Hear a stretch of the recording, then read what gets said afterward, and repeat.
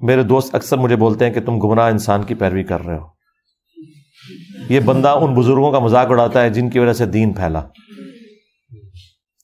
اچھا, یعنی ڈاکٹر ذاکر نائک کی میں توہین کرتا ہوں نا, جن کی وجہ سے دین پھیلا, یہی کہنا چاہ رہے ہوں گے ہیں؟ یہ چشتی رسول اللہ پارٹی ہے 90 لاکھ. ہم پوچھتے ہیں کیا ڈاکٹر ذاکر نائک نے سینکڑوں ہزاروں ہندوؤں کو کلمہ نہیں پڑھایا؟ تو اب بریلویوں نے اس دور کا معین الدین چشتی اسے کیوں نہیں مان لیا؟ ہاں, اگر کرائٹیریا کلمہ پڑھانا ہے. ویسے میں اپنی طرف تو آ ہی نہیں رہا, میں نے تو لاکھوں بریلویوں کو, دیوبندیوں کو, اہل حدیث کو اور شیعہ کو کلمہ پڑھایا صحیح والا. پہلے بھی خیر مسلمان ہی تھے وہ, میں اپنی تو بات نہیں کرتا.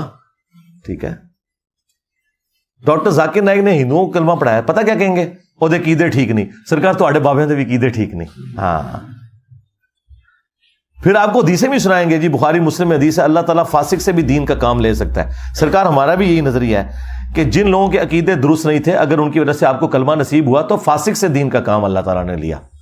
اگر ڈاکٹر ذاکر نائک کا کلمہ پڑھانا آپ کے کان پہ جوں تک نہیں رنگواتا تو آپ کے بابوں کا کسی کو کلمہ پڑھانا ہمیں کوئی فرق نہیں ڈالتا. ہم نے بابوں کا کلمہ پڑھا تھا یا نبی کا کلمہ پڑھا تھا, یہ بتائیں. اب ایک بابا کسی کو کلمہ پڑھا کے مسلمان کرے اور اس کے بعد کہ بیٹا اون پڑھ چشتی رسول اللہ, یا بیٹا اون تو انج کر کے اللہ نبی دے صرف نہ لینا ہی, باقی جو میں دساں گا نا وہ تو کرنا ہے, تو ہم کہیں گے بڑا غدار آدمی ہے. پھر ہم یہ اسی کے لیے تو میں نے بولا ہے کہ تم لوگوں نے مکے اور مدینے کے نام پہ سواریاں سوار کی, اللہ اور اس کے رسول کے نام کے اوپر چندے بٹورے اور سواریاں سوار کر کے جا کے بریلی میں, دیوبند میں, اجمیر میں, بغداد میں جا کے پھینک دی. غداری کی تم نے اپنے نبی کے نام کے اوپر. یہ انہوں نے نبی کے نام کو کیش کروایا, کلمہ پڑھوا کے اس کے بعد اپنا کام ڈالنا بیچ میں. تو سرکار قادیانی بھی تو کلمہ پڑھوا رہے ہیں.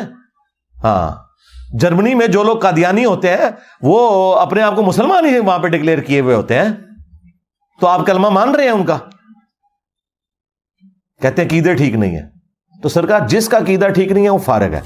باقی یہ جو آپ نے اگر اس میں خدا نخواستہ میری طرف اشارہ تھا, یقیناً میری طرف اشارہ ہے, تو اسے کوئی فرق نہیں پڑتا. اس کی وجہ یہ ہے کہ میرے ساتھ تو کوئی اٹیچ ہی نہیں ہوا. بتائیں کسی کے پاس چندے کی رسید ہے میرے نام کی کٹی ہوئی؟ ہاں, یا میں نے اس کے گلے میں کوئی 3 رنگ والا یا 4 رنگ والا کوئی جھنڈا لٹکایا ہو کہ تو میری جماعت میں آ گیا, یا میں نے یوں ہاتھ رکھ کے کوئی پیری مریدی کی بیعت لی ہو؟ نہیں. جب کوئی ایسی چیز ہے ہی نہیں ہے تو میرے ساتھ کون اٹیچ ہوا ہے؟ آپ تو اللہ اور اس کے نبی علیہ السلام کے ساتھ اٹیچ ہوئے ہیں. اللہ کے بندوں, میں نے تو اپنی آڈینس اور اپنے درمیان بھی قرآن اور سنت رکھے ہوئے ہیں کہ میرے ساتھ تو کوئی اٹیچ ہی نہیں ہوتا. جو بھی آئے گا اتنے ہی آ کے جفی پائے گا. میرے تک کتنے پہنچ رہے ہیں؟ اللہ کے نبی تک پہنچ رہے ہیں.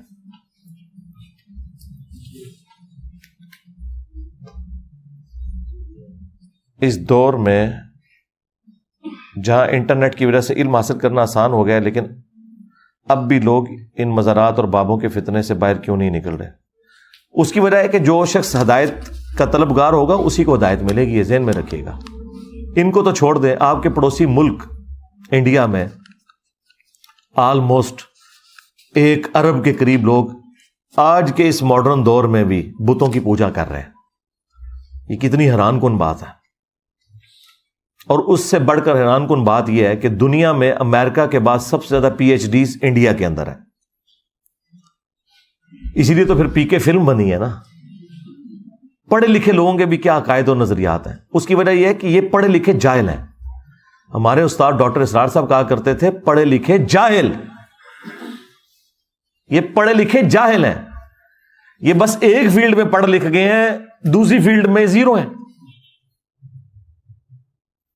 دین کو انہوں نے سیریس نہیں لیا, اس کی وجہ سے یہ سب کچھ ہو رہا ہے. لیکن یہ جو آپ سوچ رہے ہیں اللہ کے فضل سے تبدیلی آئی ہے نا جی. آپ کو نظر نہیں آ رہی یار پوری دنیا کے اندر تبدیلی؟ دنیا کا اس ٹائم مسئلہ ہی ہے. مجھے تو خطرہ ہے کل کو دجال نکلا ہے, یہ دجال کو بھی کہیں گے کہ سر تو بات کریں گے فی الوقت انجینئر صاحب نے کچھ کر لئی ہے. ہاں وہ کہتے ہیں جی دجال سے بڑا فتنہ, وہ کہتے ہیں کہ جی اسلامک ہسٹری میں اتنا بڑا کوئی فتنہ نہیں آیا.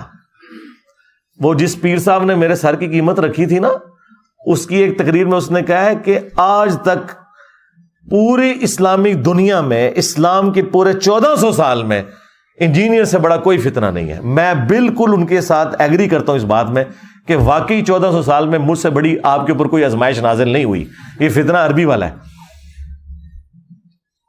کیونکہ انہوں نے تو مکے مدینے کی آوازیں لگا کے اللہ رسول کے نام پہ دھوکہ دے کے اپنے بزرگوں کے قدموں میں گرایا تھا. ان کا تو فراڈ چل رہا تھا، ان کے چندے تو چل رہے تھے، ان کو کسی نے آگے للکارا ہی نہیں تھا، کسی کی جرت ہی نہیں تھی بات کرے. اور پہلے تو حکمران بھی ان کی گرفت میں ہوتے تھے، جو کوئی آواز اٹھاتا تھا حکمرانوں کے ذریعے اسے قتل کروا دیتے تھے، نسلیں تک لوگوں کی ختم کروا دیتے تھے. لوگ کہتے ہیں جی پہلے کیوں نہیں انجینئر آئے؟ سرکار آئے ہیں اپنے اپنے زمانے میں. اس زمانے میں بھی اگر یوٹیوب ہوتی نا تو آپ آج اتنی گمراہی نہ دیکھتے. لیکن اس زمانے میں اگر کوئی آواز اٹھتی تھی حکمران اسے خاموش کروا دیتے تھے. نہ ڈیموکریٹک ویلیوز تھیں، نہ کوئی سول سوسائٹی تھی، نہ فریڈم آف ایکسپریشن اس طرح کا موجود تھا. اور پھر یہ سارے بزرگ بابوں کے ماننے والے حکمران ان کے مزاروں پہ بیٹھے رہتے تھے. جہاں کسی نے کوئی حدیث سنا دی مسلم شریف کی کہ قبروں پہ عمارت مت بناؤ، قبروں کو پکا مت کرو، اس پہ مت بیٹھو، نہ مجاور بن کے نہ ڈائریکٹ بیٹھو، تو ایسے لوگوں کو حدیثیں سنانے کے اوپر یہ ان کی زبانیں نکلوا دیتے تھے.